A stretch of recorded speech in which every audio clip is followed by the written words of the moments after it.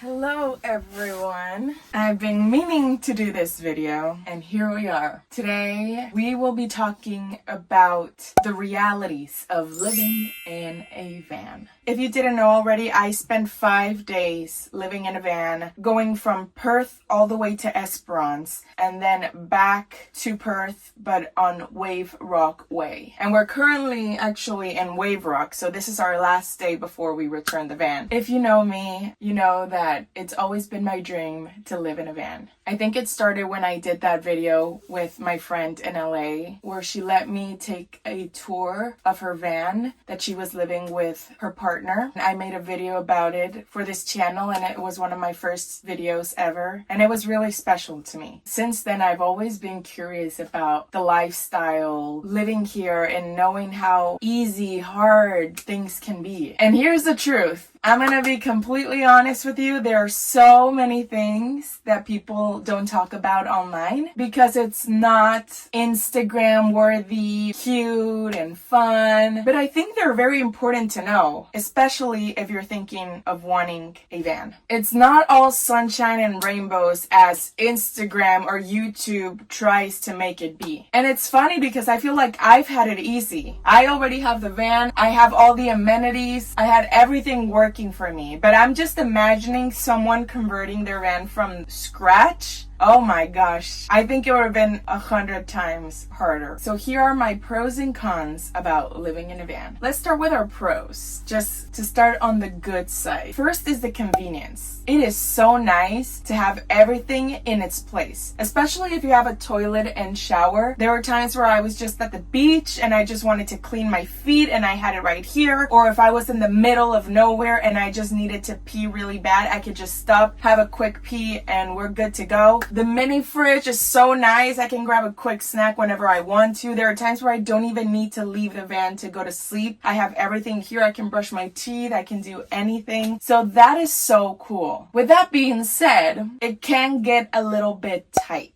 Since everything is in one place, converting the bed was so annoying every single night. There was one night where I just didn't convert it back to a desk because this van turns from desk to bed. And I think it was the first night. I arrived to the campground pretty late and I was already so tired. I had no energy. You have to convert it, make it, everything. So things like that, that's something that I'm thinking about. If I ever convert a van, I would probably have the bed ready and then have the desk somewhere else. But I get why people do it for convenience or just to make it easier to use all their space. Another thing that I really love about this, and I think that's mainly why people live in a van, is that you can travel anywhere. It's basically your home on wheels. You can go to every state in the US or go to every country in Europe with just the van, of course with a lot of maintenance, but that is so cool. And that's mainly why I wanted to do this trial and see if I liked it. And yeah, I mean, I think it's so cool that you can just like have your little home on wheels. You can get sunrise, sunset views, any place you want to. You can wake up at beaches, at national parks, at amazing campgrounds. It is a very unique experience. I think that's where the content creation comes because you do get amazing pictures of just wildlife, endless sunsets. If you do decide to have your home on wheels, lots of things could stop working out of nowhere. You ran out of gas, ran out of battery, run out of water. You have to really be organized and making sure every night where you're sleeping. Because sometimes, yeah, you can sleep in the middle of nowhere, but that could get scary, especially for a woman living by herself. That is kind of hard because every day you have to be aware and always cautious. Where am I gonna live? If you didn't see my latest vlogs of me living in a van, I got stuck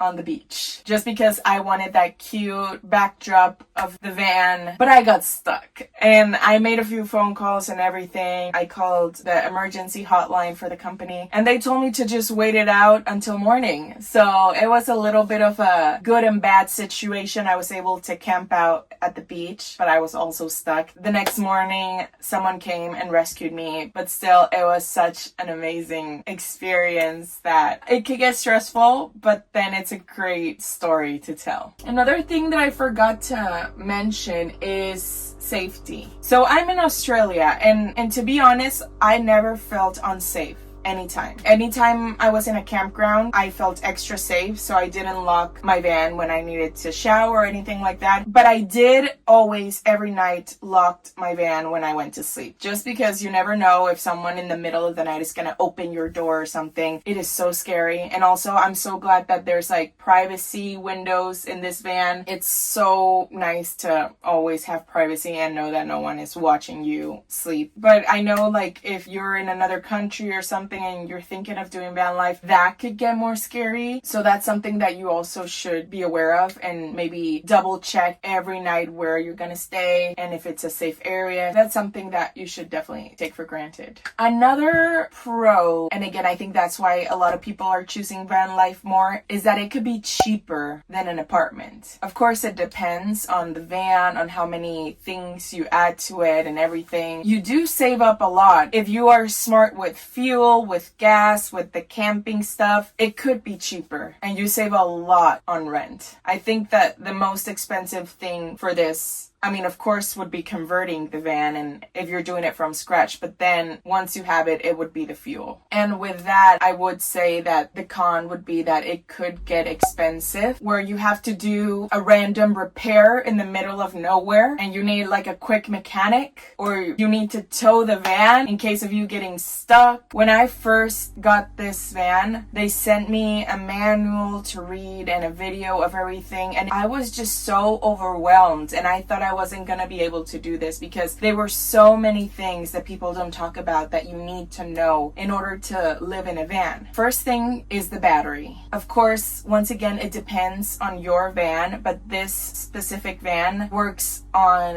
240 volt battery or gas. I always use the battery, and the battery I think lasts for 2 days before you need to plug it again. So that is something that I always had to be aware of. If I was camping without power or anything, I always had to make sure that every 2 days I had to plug it back in. Kind of like a phone, right? This van only can last like 2 days. And I don't mean like gasoline. Your engine can still work perfectly, but what I mean is the utilities inside the van. So the power charge, the AC unit, the TV, the fridge, the lights, anything that you're using inside the van, you do need the battery for it. So that's why in every campground, I would always check if there was a battery or something, and I would just plug it in and charge it overnight. Another thing that I was also very scared to learn about and use was the gas. So I mentioned it earlier, but the gas is used for hot water and the stove. I never used the hot water here just because, I mean, every campground had a shower, so I would just wait to get to the campground to shower. And I also didn't want to use my water here. The water, I would use it for brushing my teeth, washing my face, and then if it was drinkable water, I would fill up my water bottle. So no hot water. But I did use once the stove just because I wanted to give it a try and see how it would work. I did make chicken tacos. It was pretty easy. I'm glad that I read the manual and I knew how to use it because I've never used gas in my life. You basically turn on the knob and then you wait for the gas to turn. You can also use a match if needed. But yeah, it was pretty easy. Right after that, I turned off the gas and never used it again.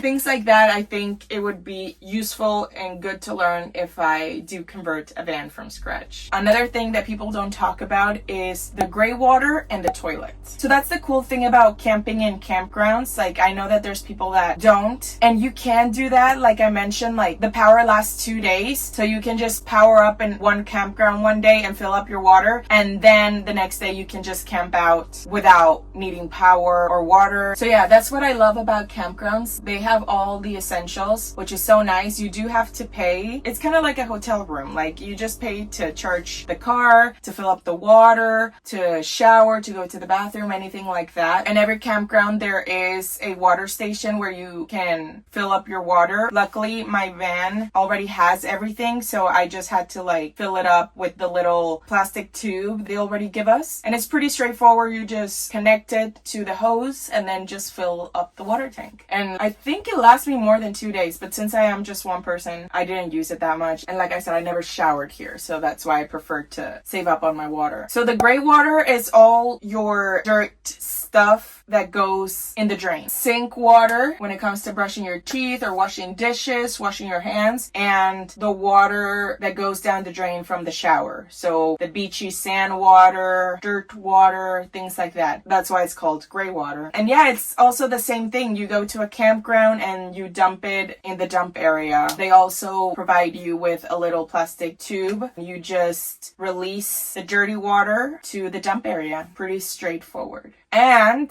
the last one is the toilet. So I've seen so many different ways people use toilets in van life. I know there's some that you can compost, and then another one where you can just move the pee liquid out and then dump it. I think that one is kind of similar to this one. So this one, you have a little compartment where all your stuff goes to, right? And I'm kind of glad I did van life by myself because I know it was my own stuff. But the cool thing about the campgrounds as well is that every campground mostly has a dump area. It's the same place where you dump your gray water. You mainly just dump it right there. It is gross. It is dirty. It is something that of course needs to be done, but it's so essential. Honestly, when I first got here, I was like, there's no way I'm gonna use the toilet. There's campgrounds everywhere, there's public toilets, but you have no idea how many times I used it for like a quick pee stop, or if I'm in the middle of nowhere. It is so essential. It sucks to like dump it out. I think it's so worth it. Of course, it also comes with you being organized. If you're one of those people that forgets or you just don't dump it out, it could start to smell. So that's something that you have to be aware of if you want a toilet. Yeah, you don't want any other bad things. And also another thing that I forgot to mention, I never did number 2 there, but I know it's okay to do it, and that's where the composting stuff comes. I don't think this one has compost, but things like that I would just wait for the campground just because I didn't want to deal with that. But yeah, I think you can.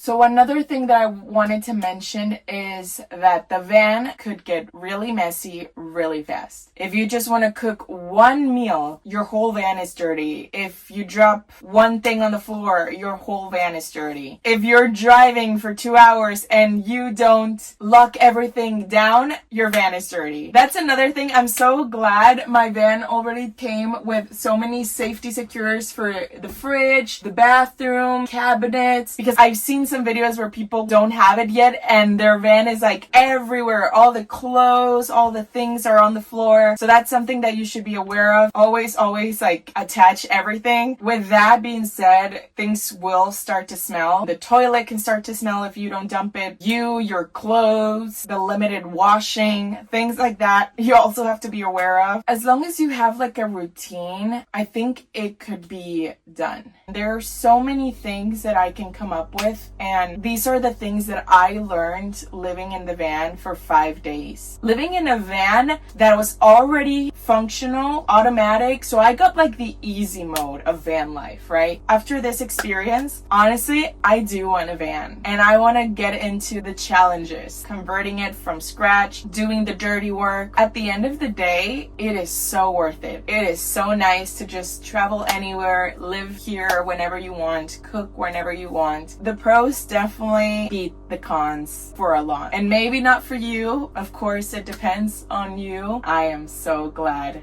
I did this. If you love exploring, if you love getting out of your comfort zone, if you love adventure, if you love being spontaneous, van life is definitely for you. Would I do it again?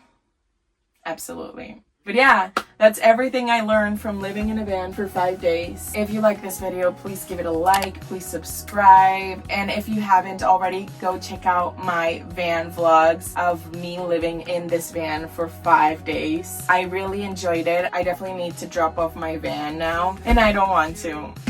I really like this band. Thank you all for watching, and I'll see you guys in the next video. I see the moon as the sun.